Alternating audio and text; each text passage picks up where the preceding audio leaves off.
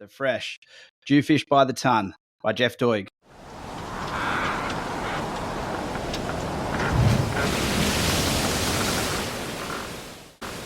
Firstly, the definition of a fresh in northern New South Wales major river systems back in the early yesteryears with the locals simply meant a river in heavy flood. It also meant to all the serious big Mulloway fishermen to dust off your big centerpin reel or alvy sidecast, load up your spool, pull out your heavy-duty Dewey stick and get ready to do battle. Geoff was one of the 4 who fished in this particular fresh in the summer of 73.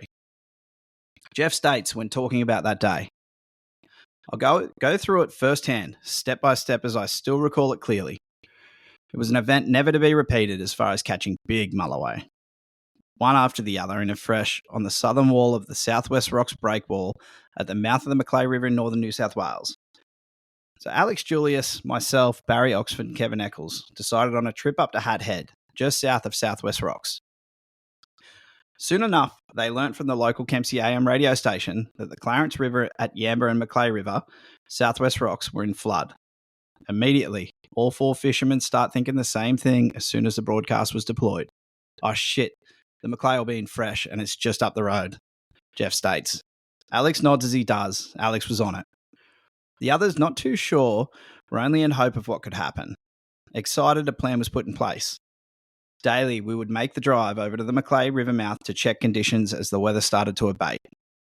You could drive your car almost to the end of the southern rock wall, Geoff recalls. On our first drive over to check conditions, we saw everything and anything spewing out of the breakwall river mouth. Blown up dead cows, half farmhouses, barns and debris you could almost walk over. Still floating out to sea rapidly.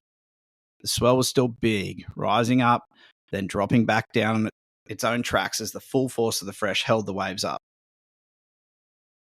Almost every living creature and fish that once sheltered in the Macleay was being or was already flushed out to sea. We had run across from the Hat 3 days straight, checking conditions, and saw the blue water line meeting the outgoing brown fresh still out very wide off the breakwall. Each day it was getting closer to the river mouth. We had the timing perfect, and on the 3rd day, Alex and the rest of us were armed up and ready with big gear and baits. On arriving that morning, we just knew it was going to happen. The day before, we jagged mullet around the Milo factory at Smithtown, so we had plenty of 1.5 to 2 pound or 1 kilo fresh bull mullet. I'd also brought with me another 12-foot Butterworth blank rod that I had built with a 6.5-inch deep spool sidecast alvy, 40-pound mono line mounted on a low winch mounting, typically for side casting reels such as those alvies. Why I mention this? Well, that story comes up soon. The 3rd day. Today's the day. We arrive at the southern breakwall about 150 yards from the end and we get a flat tyre. We all get out of the car and I just call out, "I smell jewfish." Mulloway have a distinct smell when the fresh water mixed with salt water and light onshore southeast winds. That smell came straight to me and I knew we were on. I baited up before they had the wheel off the EH and ran to the northeast corner of the breakwall and swung my alvy centerpin and big bully mullet into the still outgoing fresh water. I then, while pulling off possibly 80 metres of line, hopped across the boulders and over to the southeastern side of the breakwall, a mere 10 metres away, and held off, not letting any more line out. I then held my rod tip as low to the water as possible, letting out this 80-odd metres of slack line as quickly as the outflowing water would take it, and it caused a huge bow in the line from the bobby cork to where I held off on the southeastern side corner of the breakwall. This caused the bow in the line to tighten up with the outgoing fresh and caused the bobby cork and the mullet to be trolled across the surface of the water by the tightening bow in the line. I wanted to keep the mullet up on the surface where all the schooling mullet were still battling the surging fresh. Before the boys had changed the flat tyre, I was hooked up and running past them at the car and down the rock wall to jump onto the beach and do battle with a good 50-plus pounder. It would not have been 15 minutes after I baited up that I hooked up. I remember they were pissed off that I'd left them with a flat tyre. I was the youngest by 3 to 5 years and always got hammered anyway by the crew. I was there to catch Big Dewey and the clock was ticking. If the fish were hooked on the southeast corner of the wall, where most of the bait was held up, and the Dewey ran straight out to the southeast, then it was better to fight the fish from the beach. So I'm 80 metres down the southern side of the wall, where it met the beach. I'd run down the wall, letting line out as I still wanted to keep pressure on the fish, and then scramble down onto the beach, and ran due south along the beach a good distance, playing the fish as I went. I then, when I thought I was far enough down the beach, I'd sit down, plant my feet in the sand, and do battle. The further away from the breakwall, the better, and a much safer way to land your fish on sand. After a big Mulloway's second run, they're pretty much spent. Gaffing big fish off a break wall with swell can be sketchy, at the least, let alone landing the fish. And so it was. All the others immediately used that same rig, and we possibly made history for that one-day jewfish bonanza on rod and reel, fishing our second only fresh. The great part of the day was the teamwork. Besides me running off, leaving them with the flat tire initially, switching from fishing to gaffing each other's fish on that day. Gaffing is fun in itself. Gaffing a fish that size and fighting a fish that size is almost one and the same. Both catching and gaffing are a big part of the experience. You could never let your buddy down with a bad gaff shot or a miss. Once that was done, you left your mate, gaff and fish, and ran as fast as you could back to rebait your rod and cast into that last day of outsurging fresh to get hooked up once again, almost immediately. And that we did in rotating concession. Now here's one of the best parts of the day, and I recall it clearly because I was on the end of what went down. I went back to my faithful bobby cork, 2-hook rig, and bully mullet for bait. To shorten this all up, I did the usual. Cast off the north end of the breakwall into the outgoing current and let the line out as I had been doing. Then I'd go to the southeastern side to hold off on the bowed line to drag my bobby cork and mullet across the surface. The bobby cork was coming around the front quickly due to the tightening bow in the line, myself holding off but winding in very slowly at times to speed up the trolled mullet. Then suddenly the rod was almost torn out of my hands, and I look out to see this monster Mulloway in midair. I thought I was hooked up on this thing. What had happened was the bobby cork coming around a little quicker than usual across the surface because I was retrieving the bowed line. The big fish had crashed the bobby cork and it was clenched in its mouth and not letting go. It totally cleared the water on the initial bite, coming straight up underneath the bobby cork and would have been every bit of 80 pounds. I saw the whole thing happen and couldn't believe its size. The fish tore a line from my center pin whilst palming the spool with my right hand. Then obviously releasing what it had in its mouth, spat it out after about 20 seconds. But the sight of that I'll never forget. It was the size of that fish that totally freaked me out. Why didn't he crack my bait? Just kept rolling around in my head and haunted me for months.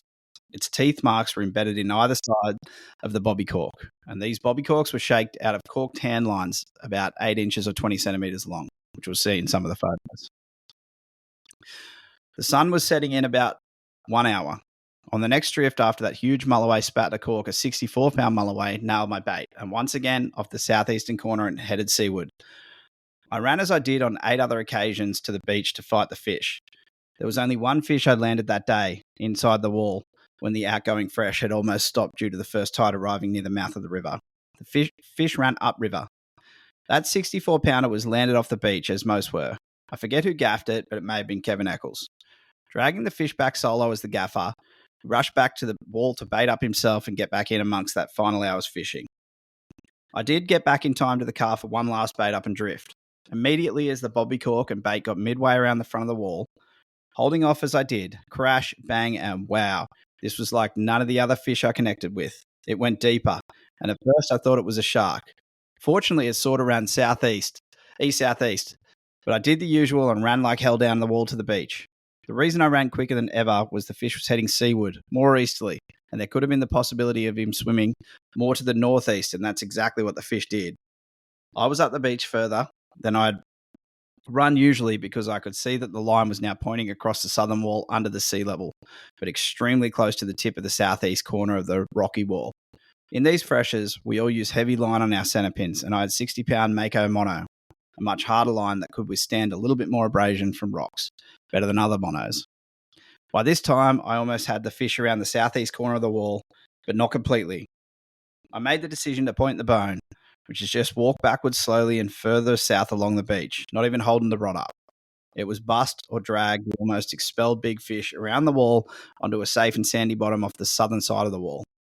I couldn't believe it, and he came around very slowly, and it could have gone bad either way. I then backed off completely on the pressure and held my rod up to absorb the head shakes of the fish.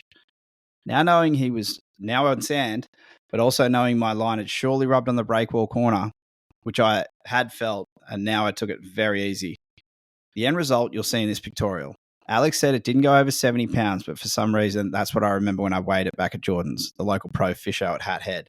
It doesn't really matter anyway. Any Mulloway over 40 pounds is considered a big fish. But the beautiful thing about this trip was the fishing with top mates. We all caught fish, and it was a great team effort. We were all members of the Sydney Mascot Anglers Club. We caught our two biggest fish an hour apart just before sunset. Check out the front cover of Australian Angler in May 1974.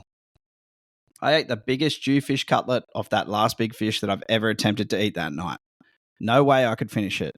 Not even half the cutlet would fit on a plate. And big Mulloway do taste good, if they're not riddled with worms, which many are. This one, our biggest fish, didn't have a worm in it. That was the best fresh we all ever fished. We did have success at Yamba and Stockton breakwalls and other freshers, but nothing matched this, and probably still hasn't today. It was just one of those once-in-a-lifetime catches.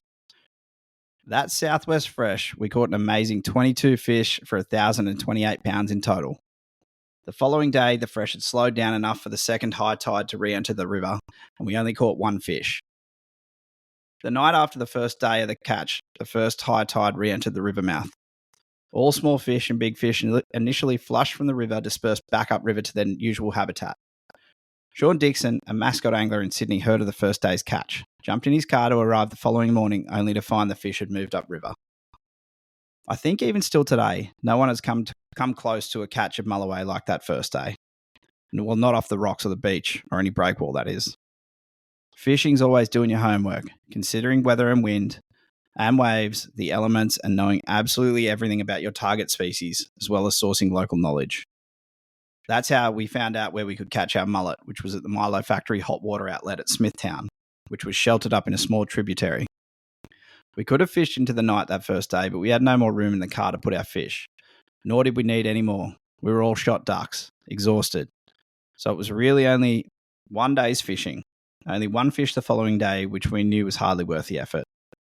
We knew the next tide, that night of the first day, all the fish would start moving back upriver and in a hurry, which they did. Our timing was spot on. When leaving that day, we filled the back of the 1964 E.H. Holden station wagon, back seat laid down and full to the roof with jewfish. Jordan, the local pro fisherman at Hat Head, took the fish off our hands. I'd caught a total of 9 fish that first day. We all caught solid fish. My last 2 fish in the last hour of daylight were my 2 biggest jewies to date. And they capped off the jewfish haul of a century, I reckon.